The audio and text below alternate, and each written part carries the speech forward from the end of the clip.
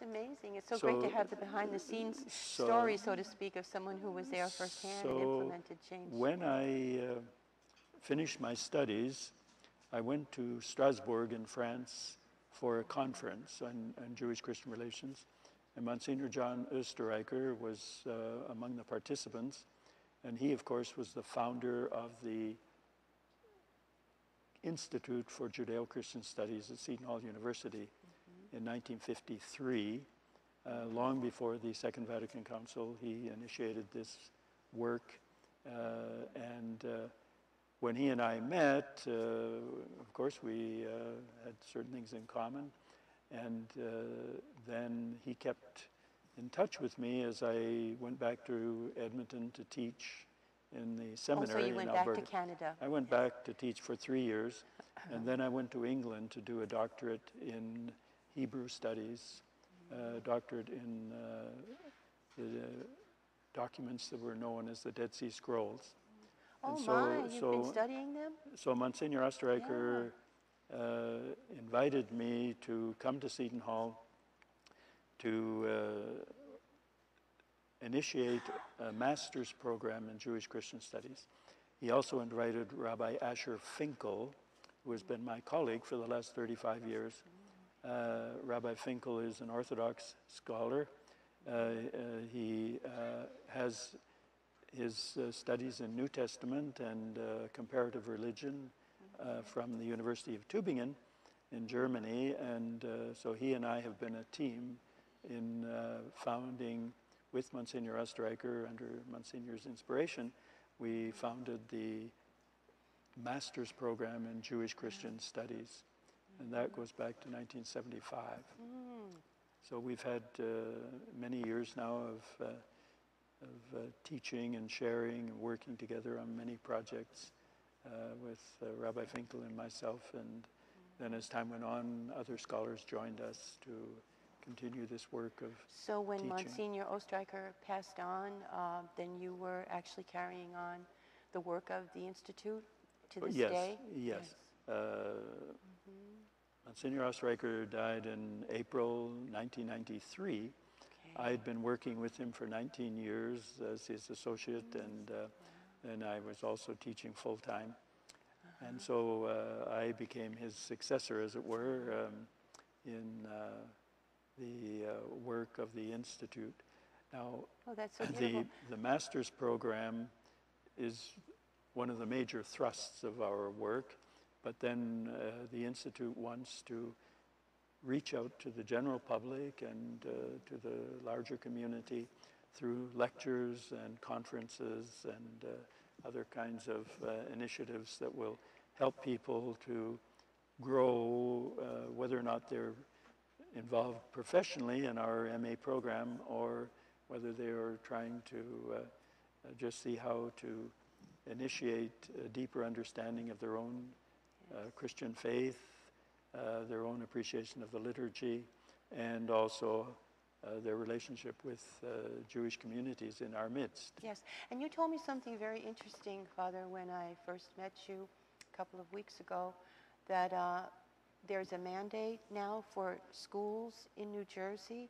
Could you explain that about? Yes. Yes, that was very interesting. Yes. Could you tell the viewers? Well, in the state of New Jersey, along with 4 or 5 other states in the United States, there has been legislation, and in New Jersey, the mandate was signed by Governor Christie Whitman in 1994 to promote the study of Holocaust and genocide education, so that all schools will have some people who are able to integrate reflections on these tragic moments of history that marred human relationships, whether it be the Armenian genocide in the Ottoman Empire of the late 1890s until 1915, or the terrible tragedy of the Shoah, the Holocaust, from 1933 to 1945.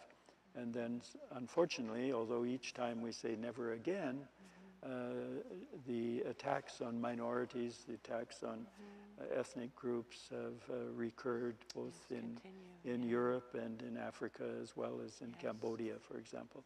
So we're trying to respond in Seton Hall University, as well as other institutions in the state, to the teachers' need for formation in this delicate area of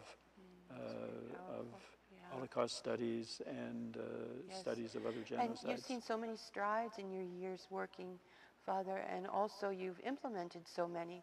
Also, too, I'm just wondering, what kind of student comes to you? We have a variety of students. Now, for the question of Holocaust and genocide education, there is a special emphasis at Seton Hall on reaching out to teachers who may or may not want to do a degree. And so in the 1990s, we began with the Sister Rose Thiering Endowment. Sister Rose was a collaborator with Monsignor Osterreicher in the late 1960s, and then she became a professor in the College of Education at Seton Hall. And when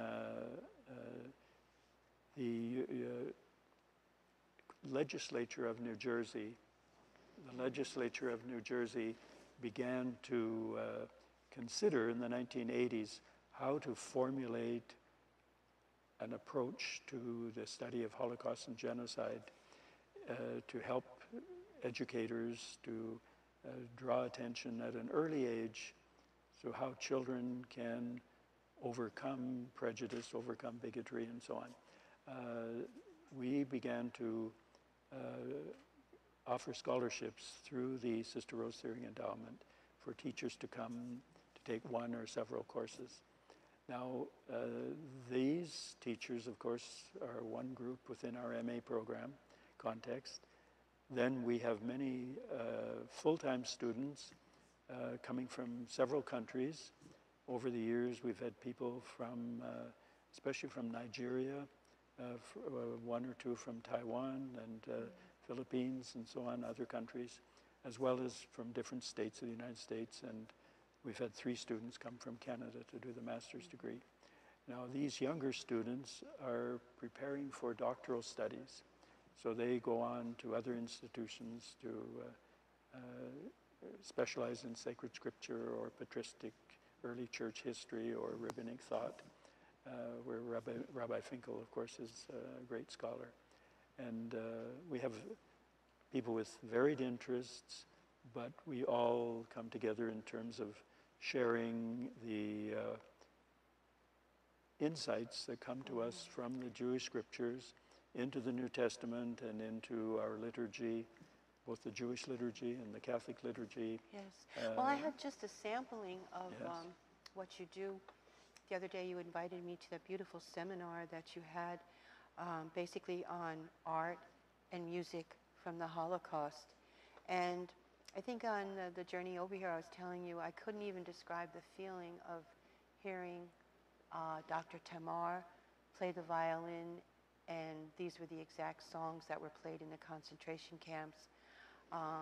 It was a strange but very peaceful kind of feeling to know that if restitution can be made, you're certainly in the forefront, one of the forerunners of doing that by your getting the information out and just, you're a wonderful man. This study day was one of a long series I've had for more than 25 years every year to bring teachers in just for 4 or 5 hours of concentrated focus on one dimension of Holocaust studies. So music and art during the Nazi period within the concentration camp, within the Jewish communities, was the focus this time. And Dr. Tamara Freeman from Bergen Community College was certainly a marvelous leader of the experience that people came to appreciate very deeply, because music can transcend our limitations of language and culture and so on. And so we can be touched through music in ways that other